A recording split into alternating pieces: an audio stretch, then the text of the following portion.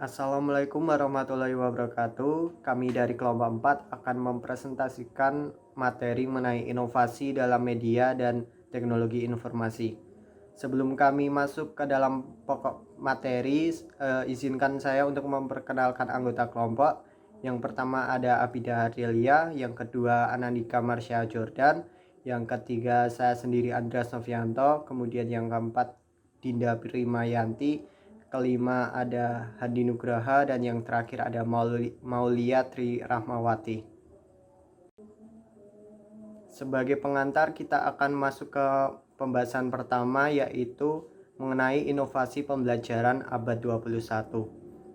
Pembelajaran abad 21 ini dituntut untuk berbasis teknologi dalam mengimbangi tuntutan era reformasi yang tujuannya agar siswa terbiasa dengan kecakapan hidup abad 21.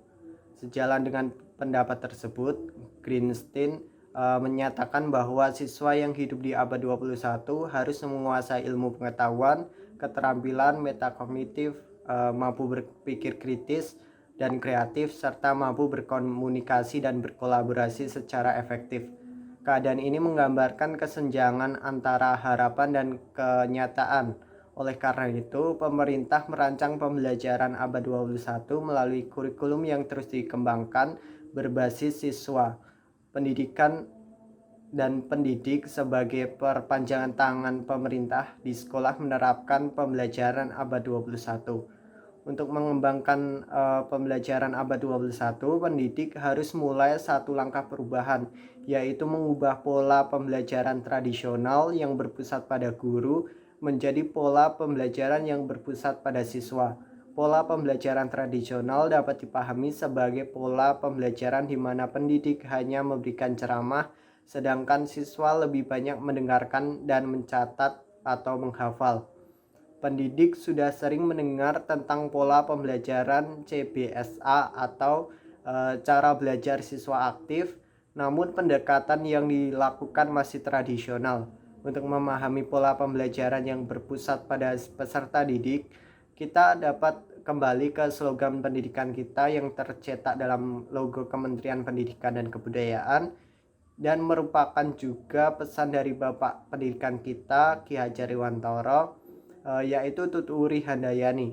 Pendidik berperan sebagai penggerak dan fasilitator agar peserta didik dapat berhasil dalam kehidupannya. Hal yang tidak kalah penting adalah pendidik akan menjadi panutan bagi peserta didik, yaitu menjadi role model untuk peserta didik, dan pendidik harus mengikuti perkembangan keilmuan terkini, sehingga sebenarnya dalam keseluruhan proses pembelajaran ini pendidik dan peserta didik akan sama-sama belajar. Namun pendidik mempunyai tugas mengarahkan dan mengelola kelas. Untuk lebih mudah memahami tuntutan abad 21, kita harus mengetahui kemampuan dasar abad 21 yang biasa kita kenal sebagai 4C, yaitu critical thinking, communication, collaboration, dan creativity. Untuk menerapkan 4C ini cukup mudah, dan keterampilan 4C ini harus dimiliki oleh seluruh siswa dalam rangka menghadapi tantangan abad 21. Kemampuan 4C ini sebagai berikut. Yang pertama ada critical thinking atau berpikir kritis, yaitu kemampuan berpikir kritis siswa dalam membentuk penalaran, mengungkapkan, menganalisis, dan memecahkan masalah. Di era reformasi, berpikir kritis juga digunakan untuk menangkal dan menyaring ide-ide radikal yang dianggap tidak masuk akal. Keterampilan berpikir kritis ini biasanya dimulai dengan kemampuan seseorang untuk mengkritisi berbagai fenomena yang terjadi di sekitar kita, kemudian menilai dari sudut pandang yang digunakan. Kemudian dia memposisikan diri dari situasi yang tidak pantas menjadi situasi yang menguntungkannya. Kemampuan yang kedua adalah communication atau komunikasi, yang merupakan wujud nyata keberhasilan pendidikan yang dengan komunikasi yang baik bagi para pelaku pendidik demi peningkatan mutu pendidikan. Dan yang ketiga ada collaboration atau kolaborasi, yaitu kemampuan bekerja sama, bersinergi dengan berbagai pihak dan bertanggung jawab terhadap diri sendiri, masyarakat, dan lingkungan, sehingga akan selalu bermanfaat bagi lingkungan. Yang terakhir ada creativity atau kreativitas, yaitu kemampuan untuk menghasilkan sesuatu yang baru. Kreativitas peserta didik perlu diasah setiap hari agar menghasilkan terobosan atau inovasi baru bagi dunia pendidikan maupun di lingkungannya. Kreativitas membekali seseorang atau peserta didik yang memiliki daya saing dan memberikan sejumlah peluang baginya untuk dapat memenuhi segala kebutuhan hidupnya dan menjawab tantangan-tantangan yang ada di lingkungan. Kemudian kita akan masuk kepada prinsip pokok pembelajaran abad 21. Ini sangat perlu sekali untuk kita pelajari bersama. Jennifer Nichols merumuskan 4 prinsip pokok pembelajaran abad 21 yang dijelaskan dan dikembangkan sebagai berikut. Yang pertama, instruction should be student-centered. Pengembangan pembelajaran menggunakan pendekatan pembelajaran yang berpusat pada peserta didik. Siswa ditempatkan sebagai subjek pembelajaran yang aktif, mengembangkan minat dan potensinya. Siswa tidak lagi dituntut untuk mendengarkan dan menghafal materi pelajaran yang diberikan oleh pendidik, tetapi berusaha berkonstruksi pengetahuan dan keterampilannya sendiri sesuai dengan kapasitas dan tingkat perkembangan pikirannya, serta diajak untuk berkontribusi memecahkan masalahnya yang nyata yang terjadi di masyarakat. Yang kedua, education should be collaborative. Siswa harus diajarkan untuk dapat bekerja sama dengan orang lain, berkolaborasi dengan orang-orang yang berbeda latar belakang budaya dan nilai-nilai mereka. Dalam menggali informasi dan mengkonstruksi makna, siswa perlu didorong untuk berkolaborasi dengan teman sekelasnya dengan mengerjakan sebuah proyek. Siswa perlu diajari bagaimana menghargai kekuatan dan bakat setiap orang dan bagaimana mengambil peran dan beradaptasi dengan tepat untuk masalah tersebut. Yang ketiga ada learning should have context. Belajar tidak akan berarti banyak jika tidak berdampak pada kehidupan siswa di luar sekolah. Oleh karena itu, materi pelajaran perlu dikaitkan dengan kehidupan sehari-hari siswa. Pendidik mengembangkan metode pembelajaran yang memungkinkan siswa terhubung dengan dunia nyata. Pendidik membantu siswa untuk menemukan nilai, makna, dan keyakinan terhadap apa yang mereka pelajari dan dapat menerapkannya dalam kehidupan sehari-hari. Pendidik melakukan penilaian kinerja siswa yang dikaitkan dengan dunia nyata. Yang keempat ada schools should be integrated with society. Dalam upaya mempersiapkan peserta didik menjadi warga negara yang bertanggung jawab, sekolah harus mampu memfasilitasi peserta didik untuk terlibat dalam lingkungan sosialnya. Misalnya mengadakan kegiatan pengabdian kepada masyarakat, di mana siswa dapat belajar mengambil peran dan melakukan kegiatan tertentu di lingkungan sosial. Siswa dapat terlibat dalam berbagai program pembangunan di masyarakat seperti pada bidang kesehatan, pendidikan, program lingkungan, dan sebagainya. Selain itu, siswa perlu diajak mengunjungi panti asuhan untuk melatih kepekaan empati dan kepedulian sosialnya. Kemudian kita akan masuk ke pembahasan perkembangan media dan teknologi informasi. Kemajuan teknologi informasi di dunia sangat mempengaruhi rancangan dan implementasi sistem informasi pendidikan dalam menjawab tantangan-tantangan dan kemampuan dasar abad 21. Dalam mengakuisisi teknologi informasi diperlukan pertimbangan-pertimbangan yang matang agar segala sesuatu yang dirancang saat ini tidak ketinggalan setelah diimplementasikan. Pada abad 21, komputer menjadi suatu media yang sangat konvensional di dunia, terlebih dengan Teknologi lain yang ditanamkan di dalamnya yaitu jaringan internet yang pasti kita sudah menggunakannya setiap hari. Jaringan internet ini adalah jaringan komputer yang mampu menghubungkan komputer di seluruh dunia sehingga informasi berbagai jenis dan dalam berbagai bentuk dapat dikomunikasikan antar belahan dunia secara instan dan global. Teknologi informasi telah membuka mata dunia akan sebuah dunia baru, interaksi baru, marketplace baru, dan sebuah jaringan pendidikan yang tak terbatas. Disadari betul bahwa perkembangan teknologi yang disebut internet ini telah mengubah pola interaksi masyarakat, yaitu interaksi bisnis, ekonomi, sosial, budaya, maupun pada bidang pendidikan.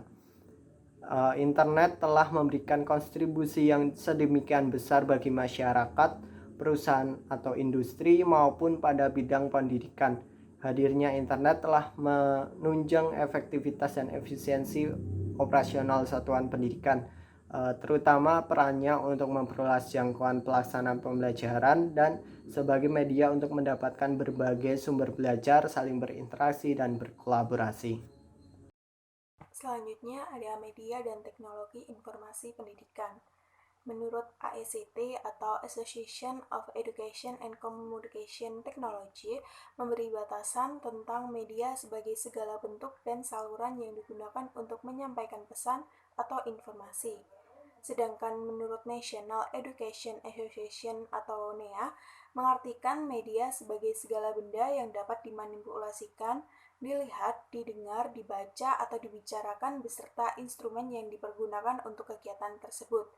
Nah, pengertian media itu sendiri jika dikaitkan dengan media pendidikan, pada dasarnya memiliki asumsi bahwa proses pendidikan atau pembelajaran itu identik dengan sebuah proses komunikasi.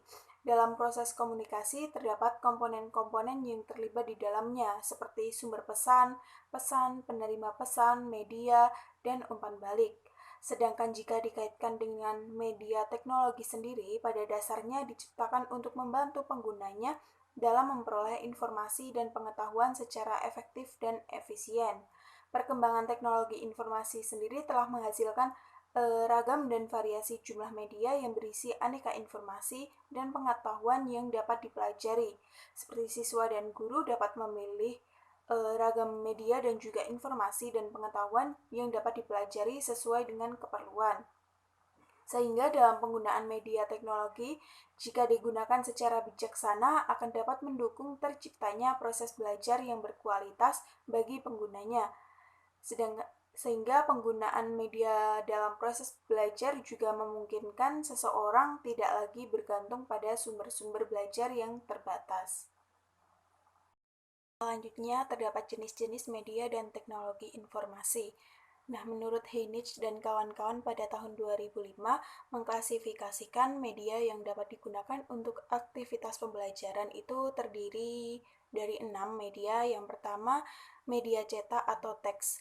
Nah, media cetak ini merupakan jenis media yang telah lama digunakan sebagai sarana dalam aktivitas belajar. Media cetak juga dipandang sebagai jenis media yang relatif murah dan memiliki sifat sangat fleksibel bagi penggunanya. Siswa dapat memanfaatkan media cetak di mana saja, kapan saja, dan tanpa memerlukan adanya peralatan khusus. Selain itu, dalam bentuk teks, media cetak juga memuat informasi dan pengetahuan dalam bentuk lain, misalnya gambar, diagram, chart, grafis, poster, dan kartun. Lalu yang kedua ada media pameran atau display, yaitu media grafis yang digunakan sebagai sarana informasi dan pengetahuan yang menarik bagi penggunanya. Sama halnya seperti media cetak, jenis media pembelajaran ini juga bervariasi mulai dari benda yang sesungguhnya yang disebut dengan realia sampai kepada benda tiruan yang berupa replika dan model. Contoh ragam media pameran yaitu realia, model, diorama, dan kit. Yang ketiga, adanya media audio, merupakan jenis media yang efektif dan efisien untuk digunakan sesuai dengan tujuan pembelajaran yang ingin dicapai, yaitu melatih kemampuan penggunanya dalam mendengarkan informasi dan pengetahuan lisan secara komprehensif. Nah, walaupun jenis media ini dapat digunakan untuk menyampaikan hampir semua jenis informasi dan pengetahuan, namun sejumlah ahli juga berpendapat bahwa media audio pada dasarnya sangat tepat untuk digunakan dalam pembelajaran terkait kemampuan berbahasa dan juga kemampuan seni. Lalu yang keempat, gambar bergerak atau motion pictures. Nah, gambar bergerak itu merupakan jenis media yang mampu menayangkan gambar bergerak yang terintegrasi dengan unsur suara. Nah, contoh jenis media ini meliputi media film dan video. Dalam proses pembelajaran, media video dan film mampu menampilkan informasi dan pengetahuan dalam sebuah tayangan informasi dan pengetahuan yang mendekati realistik. Lalu yang kelima, adanya multimedia. Multimedia merupakan produk dari kemajuan teknologi digital. Nah, dalam proses atau program untuk sarana pembelajaran, Selanjutnya yaitu manfaat internet bagi pembelajaran. Nah, pendidikan sendiri merupakan sebuah sektor yang penting dalam sebuah negara. Di Indonesia sendiri, Indonesia itu merupakan salah satu negara yang mempunyai sistem pendidikan yang besar dan memiliki peringkat keempat di dunia.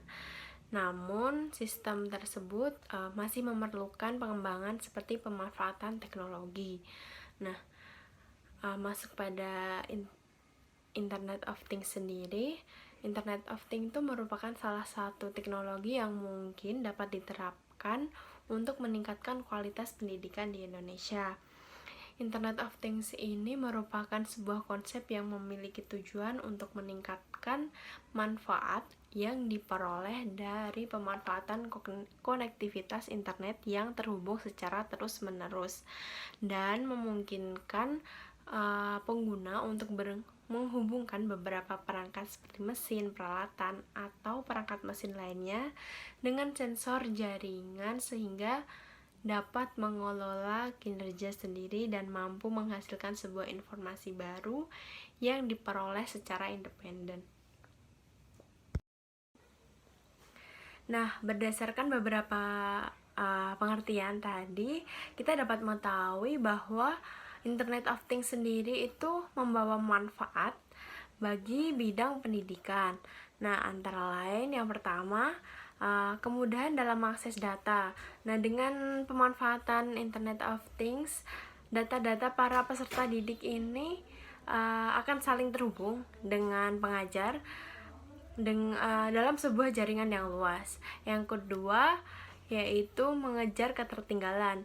Nah, dengan memanfaatkan Internet of Things ini dapat membawa manfaat bagi peserta didik yang memiliki kekurangan karena dapat mengejar ketertinggalan dalam pelajaran. Karena pengajar dapat menyusun pembelajaran dengan metode pembelajaran yang tepat untuk peserta didik yang mengalami ketertinggalan kelas. Nah, yang ketiga terdapat adanya interaksi peserta didik dengan mesin. Nah, dengan pemanfaatan Internet of Things, pembelajaran yang dilakukan dapat dilakukan di mana saja, sehingga proses pembelajaran lebih efektif dan efisien. Yang terakhir yaitu hemat biaya dan ramah lingkungan. Nah, dengan pemanfaatan teknologi dalam pendidikan, kita dapat menekan biaya operasional institusi pendidikan yang dulunya menggunakan kertas, buku, kegiatan belajar mengajar, dan sekarang itu hanya cukup untuk memfoto, mengetik, ataupun mengecek jadwal pelajaran hanya menggunakan sebuah perangkat. Oke, baik, saya akan menjelaskan tentang apa itu e-learning. Jadi e-learning merupakan suatu jenis belajar mengajar yang memungkinkan tersampainya bahan ajar ke peserta didik dengan menggunakan media internet, intranet, atau media jaringan komputer lainnya.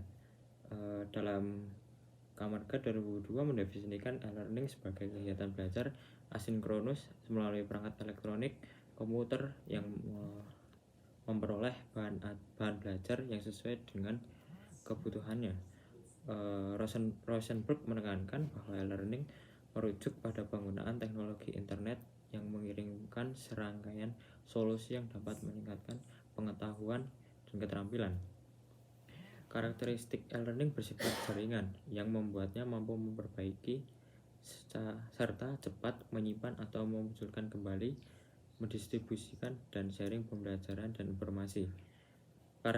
Karakteristik e-learning menurut Nur Salam itu ada, yang pertama adalah memanfaatkan jasa teknologi elektronik, yang kedua memanfaatkan keunggulan komputer, digital media and computer networks, yang ketiga menggunakan bahan ajar yang bersifat mandiri, kemudian disimpan di komputer sehingga dapat diakses oleh dosen dan mahasiswa kapan saja di mana saja. Yang keempat, memanfaatkan jadwal pembelajaran, kurikulum, hasil kemajuan belajar, dan hal-hal yang berkaitan dengan administrasi pendidikan dapat dilihat setiap saat di komputer. Lalu adapun kelebihan juga yang ditawarkan dari e-learning itu yaitu adalah biaya. Yang pertama, mampu mengurangi biaya pelatihan. Organisasi perusahaan ataupun pendidikan dapat menghemat biaya karena tidak perlu mengeluarkan dana untuk keperluan kertas seperti penyediaan papan tulis, proyektor, dan alat tulis. Yang kedua, fleksibilitas waktu. E-learning membuat pelajar dapat menyisihkan waktu belajar karena dapat mengakses pelajaran di internet kapanpun sesuai dengan waktu yang diinginkan. Yang ketiga, fleksibilitas tempat. Adanya e-learning membuat pelajar dapat mengakses materi pelajaran di mana saja selama komputer terhubung dengan jaringan internet. Keempat, fleksibilitas kecepatan pembelajaran. E-learning dapat disesuaikan dengan kecepatan belajar masing-masing siswa.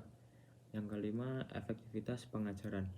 E-learning merupakan teknologi baru, oleh karena itu setiap pelajar dapat tertarik untuk mencobanya sehingga jumlah peserta dapat meningkat. E-learning yang didesain dengan instructional design mutakhir membuat pelajar lebih mengerti isi pelajaran. Yang keenam, ketersediaan on demand. E-learning dapat sewaktu-waktu diakses dari berbagai tempat yang terjangkau internet, maka dapat dianggap sebagai buku saku yang membantu menyelesaikan tugas atau pekerjaan setiap saat. Lalu walaupun demikian, e-learning juga memiliki kekurangannya. Yang pertama, kurangnya interaksi antara guru dan siswa, bahkan antara siswa itu sendiri. Kurangnya interaksi ini bisa memperlambat terbentuknya values dalam proses belajar mengajar. Yang kedua, kecenderungan mengabaikan aspek akademik atau aspek sosial dan sebaliknya, mendorong tumbuhnya aspek bisnis. Lalu yang ketiga, proses belajar dan mengajarnya cenderung ke arah pelatihan daripada pendidikan. 4. Berubahnya peran guru yang semula menguasai teknik pembelajaran konvensional. Ini juga dituntut mengetahui teknik pembelajaran yang menggunakan ICT atau Information and Communication Technology. Yang kelima, siswa yang tidak mempunyai motivasi belajar yang tinggi cenderung gagal. Yang keenam, tidak semua tempat tersedia fasilitas internet. Mungkin hal ini berkaitan dengan masalah ketersediaannya listrik, telepon, ataupun device. Lalu yang ketujuh yaitu adalah kurangnya penguasaan komputer. Lalu selanjutnya itu ada contoh inovasi e-learning. Yang pertama itu adalah Edmodo. Edmodo itu merupakan platform pembelajaran yang aman bagi guru, siswa, dan sekolah yang berbasis sosial media. Edmodo menyediakan cara yang aman dan mudah untuk terhubung dengan guru dan siswa lain. Melalui Edmodo, guru dan siswa dapat berbagi dokumen dalam bentuk buku maupun link. Selain itu, Edmodo dapat membantu guru membangun sebuah kelas virtual berdasarkan pembagian kelas nyata di sekolah, di mana dalam kelas tersebut terdapat penugasan, kuis, dan pemberian nilai pada setiap akhir pembelajaran. Lalu setelah itu, Edmodo memiliki kemiripan dengan Facebook, hanya saja lebih bersifat edukatif dan lebih banyak digunakan untuk kepentingan dunia pendidikan. Edmodo memiliki banyak fitur yang dapat digunakan untuk pelaksanaan pembelajaran. Fitur-fitur tersebut dapat dimanfaatkan sesuai dengan kebutuhan masing-masing guru dan siswa. Fitur-fitur yang ada pada Edmodo antara lain yaitu adalah adanya grup, terus library, note, assignment, dan alert, dan lain sebagainya. Terima kasih. Baik, untuk bab selanjutnya adalah pengembangan pembelajaran jarak jauh. Ya, pembelajaran jarak jauh atau biasa yang kita sebut dengan PJJ itu merupakan sebuah proses pembelajaran yang memanfaatkan teknologi informasi dan komunikasi yang dilaksanakan secara terencana dan sistematis dengan mengintegrasikan semua komponen mahasiswa, dosen, dan sumber daya lain yang dapat diakses kapan saja dan di mana saja dengan kualitas yang terjamin dan unggul. Nah, di sini peranan peserta didik adalah sebagai anggota masyarakat yang mengembangkan potensi diri melalui proses pembelajaran yang tersedia pada jalur, jenjang, dan jenis pendidikan tertentu serta telah terdaftar dalam penyelenggaraan program pendidikan atau mata kuliah tertentu.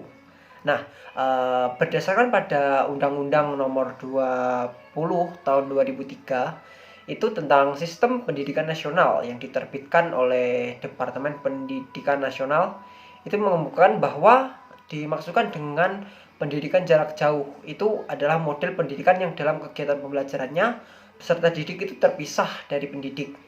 Nah, dan pelaksanaannya itu menggunakan sumber belajar melalui teknologi informasi dan komunikasi dan media-media lain.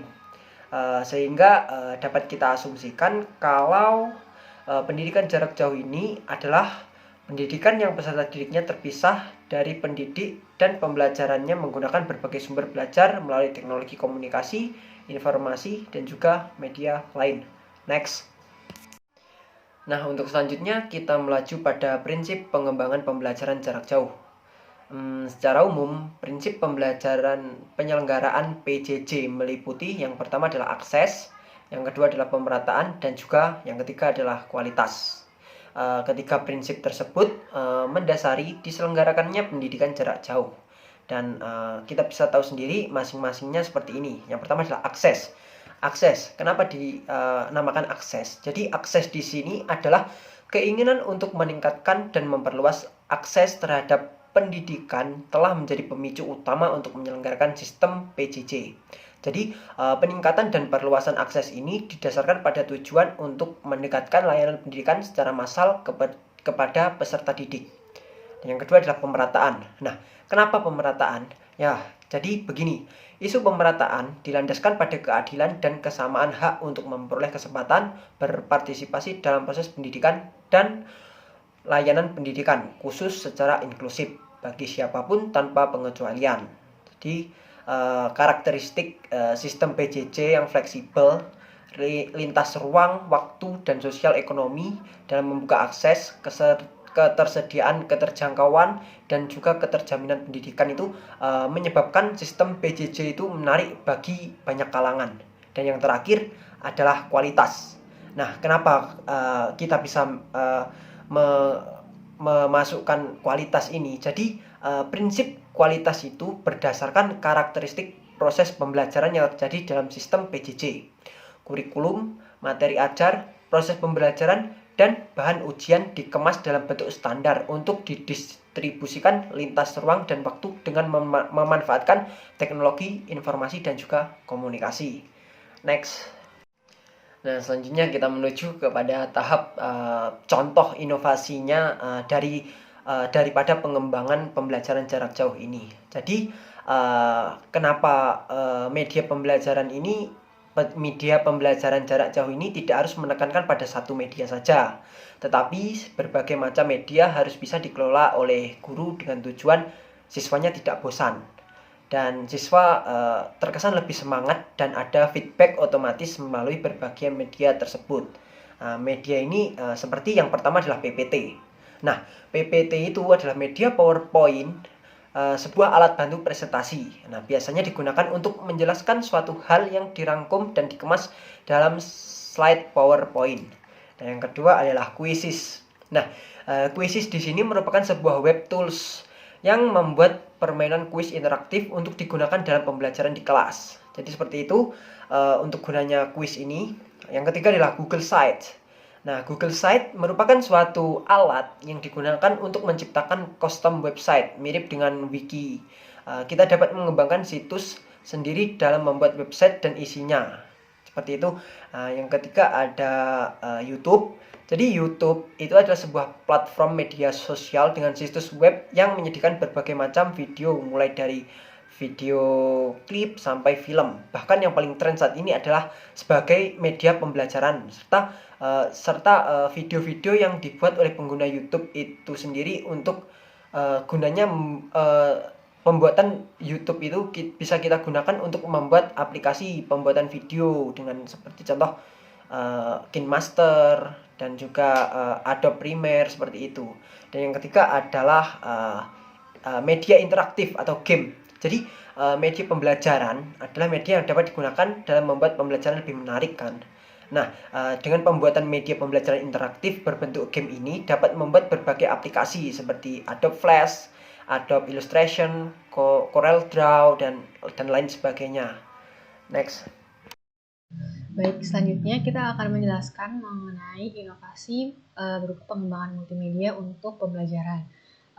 Hal yang pertama akan kita bahas yaitu mengenai konsep dari multimedia itu sendiri. Tapi sebelum kita membahas mengenai konsep, kita akan membahas terlebih dahulu multimedia secara harfiah dari asal katanya.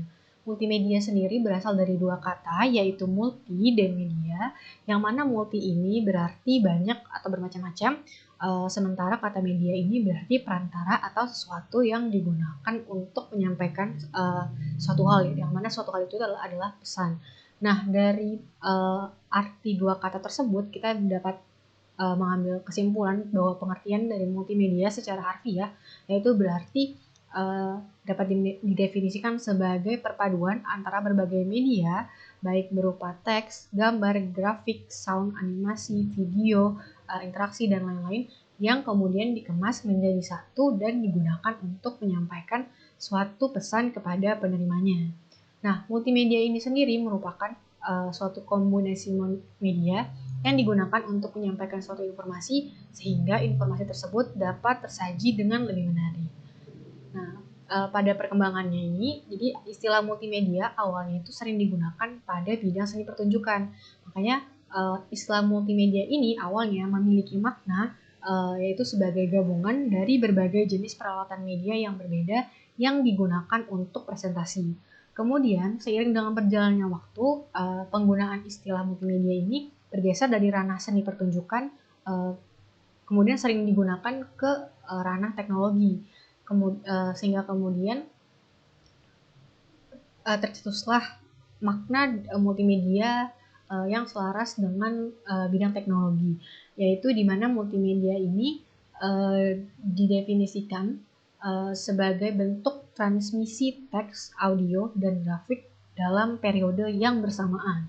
Multimedia ini juga dapat dimaknai sebagai suatu sistem komunikasi interaktif berbasis komputer yang mampu menciptakan, menyimpan, menyajikan, dan mengakses kembali informasi berupa teks, grafik, suara, video, dan animasi.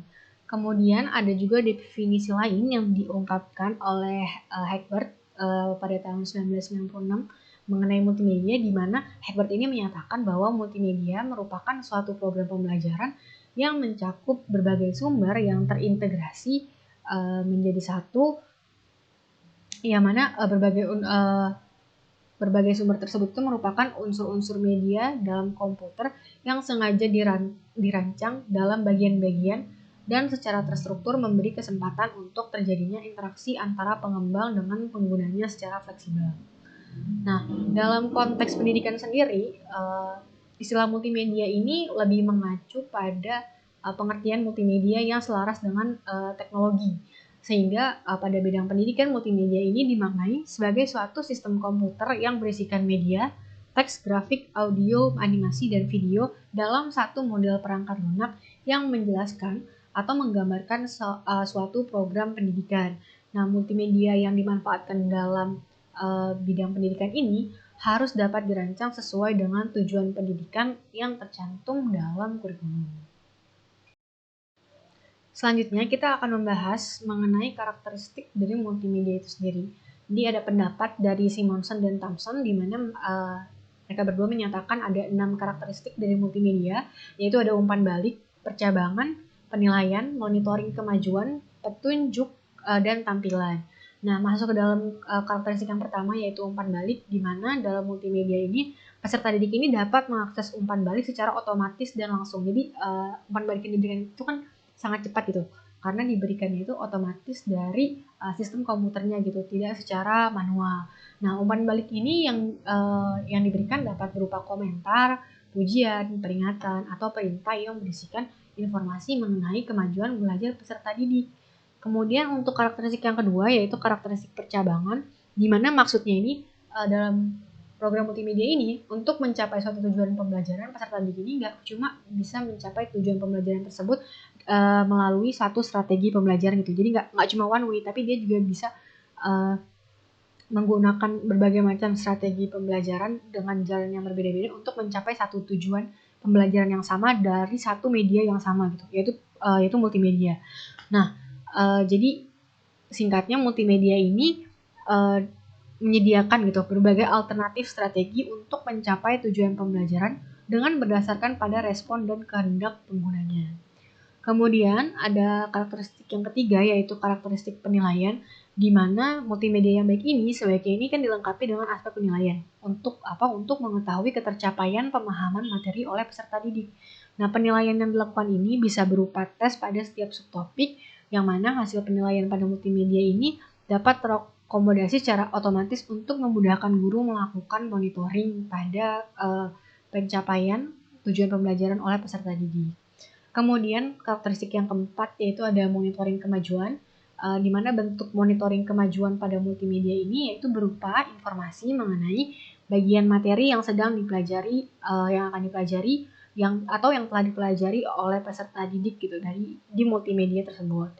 Kemudian ada juga aspek karakteristik petunjuk, di mana aspek petunjuk pada multimedia ini maksudnya ini akan berkaitan gitu dengan kemudahan proses pengoperasian multimedia secara mandiri oleh peserta didik. Jadi karena multimedia ini juga sifatnya dapat self-instructional, jadi peserta didik itu bisa belajar mandiri melalui multimedia. Makanya multimedia yang baik itu yaitu multimedia yang bisa menyertakan petunjuk gitu, sehingga nanti peserta didik itu dalam mengoperasikan multimedia itu bisa mengacu pada petunjuk tersebut sehingga pengoperasiannya itu menjadi benar gitu. Kemudian ada aspek yang terakhir, karakteristik yang terakhir yaitu ada karakteristik tampilan, di mana karakteristik ini meliputi tampilan layar monitor yang berisikan jenis informasi, komponen tampilan, dan keterbacaan. Jenis informasi ini maksudnya ini berupa teks, gambar, suara, atau video yang ditampilkan yang disesuaikan dengan tingkat kemampuan penggunanya. Kemudian untuk komponen tampilan pada multimedia ini yang dimaksud itu meliputi nomor halaman, judul, dan subjudul, perintah maju, mundur, berhenti, dan sebagainya. Terus kemudian untuk keterangan bacaan sendiri pada multimedia ini maksudnya itu merujuk pada aspek ukuran dan jenis font yang digunakan dalam multimedia tersebut. Nah, selain 6 karakteristik tadi yang dipaparkan oleh Simonson dan Thompson, ada juga karakteristik lain yang membuat penggunaan multimedia dalam pendidikan ini menjadi istimewa gitu, menjadi spesial jika dibandingkan dengan penggunaan media pembelajaran lainnya. Antara lain yang pertama, multimedia ini berbasis komputer. Jadi multimedia ini merupakan perpaduan dari berbagai teknologi komputer baik dari segi perangkat keras maupun perangkat lunak dengan juga teknologi elektronik. Kemudian karakteristik yang selanjutnya yaitu mengintegrasikan berbagai media secara digital, kemudian menyediakan proses interaktif dan kemudahan umpan balik, kemudian juga memberikan kebebasan kepada peserta didik dalam menentukan materi pelajaran, dan karakteristik yang terakhir yaitu kemudahan dalam mengontrol sistem pembelajarannya. Kemudian, terdapat prinsip-prinsip yang dapat digunakan dalam pengembangan multimedia, yang mana ada 7 prinsip yang menjadi dasar dalam proses pengembangan multimedia yang diungkapkan oleh Meyer, yaitu yang pertama ada prinsip multimedia, prinsip kedekatan ruang, prinsip kedekatan waktu, prinsip modalitas, prinsip koherensi, prinsip redundansi, dan prinsip perbedaan individual. Nah, yang pertama prinsip multimedia, di mana penggunaan beragam media untuk menyajikan suatu informasi guna memudahkan proses pemahaman terhadap informasi tersebut. Kemudian prinsip yang kedua yaitu prinsip kedekatan ruang, yang mana ini berkaitan dengan tata letak penataan ruang atau layout dalam multimedia yang perlu diperhatikan agar tidak ada komponen yang terlalu mendominasi dalam tampilan screen-nya. Kemudian ada prinsip kedekatan waktu, yang mana melalui multimedia, penyampaian bentuk informasi yang berbeda dapat disajikan secara bersamaan sehingga waktu yang digunakan lebih efisien gitu. Jadi informasi yang disampaikan itu bisa dalam bentuk teks atau mungkin gambar, terus kemudian juga dalam bentuk audio yang mana kedua bentuk tersebut disatukan sehingga dapat informasi yang diterima, kedua informasi tersebut yang berbeda dapat diterima secara bersamaan oleh peserta didik. Kemudian ada juga prinsip modalitas, di mana penggunaan banyak indera untuk menerima suatu informasi lebih mempermudah peserta didik dalam memahami informasi tersebut dibandingkan informasi hanya diterima dengan melibatkan satu indera. Kemudian ada prinsip koherensi, di mana ini berkaitan dengan koherensi materi dalam multimedia, yang berarti materi yang disampaikan tidak berlebihan baik dari segi kata-kata maupun gambar yang disajikan. Kemudian juga ada prinsip redundansi, di mana peserta didik akan lebih memahami informasi yang disajikan melalui keterlibatan lebih dari satu indera. Kemudian ada juga prinsip perbedaan individual, di mana perbedaan individu peserta didik ini dalam memproses informasi akan mempengaruhi struktur penyampaian materi dalam multimedia. Selain itu juga ada aspek kemampuan peserta didik gitu yang akan mempengaruhi tingkat keabstrakan gitu materi yang kemudian akan disajikan dalam multimedia. Selanjutnya ada beberapa contoh inovasi di bidang pendidikan yang melibatkan pemanfaatan multimedia. Yang pertama itu ada PowerPoint interaktif, di mana dalam PowerPoint interaktif itu kan kita dapat memasukkan gambar, video, kemudian kita juga dapat menggunakan fasilitas hyperlink. Itu kan gimana jadi meningkatkan interaktivitas dalam penggunaan PowerPoint dalam menyajikan materi pembelajaran kepada peserta didik. Kemudian ada juga video game edukatif, di mana kan dalam video game ini kita pasti melibatkan ada gambar, kemudian ada juga audio gitu kan, di mana kemudian kedua hal tadi itu merupakan bentuk penerapan dari multimedia gitu, karena berarti ada materi yang disampaikan secara visual dan juga diiringi dengan penyampaian background atau mungkin sound effect gitu yang atau mungkin berbentuk penjelasan gitu dalam video games tersebut. Sekian presentasi dari saya. Sekian presentasi kami pada hari ini. Jika teman-teman ingin berdiskusi, kami buka sesi diskusi setelah video ini selesai. Silakan bagi teman-teman yang ingin bertanya, menanggapi maupun memberikan kritik saran pada presentasi kami kali ini, silakan untuk menuliskan tanggapannya di kolom komentar video ini. Saya mewakili kelompok 4. Jika ada kesalahan dalam mengucapkan kata dalam presentasi kami pada hari ini, kami mohon maaf sebesar-besarnya. Akhir salam, wassalamualaikum warahmatullahi wabarakatuh.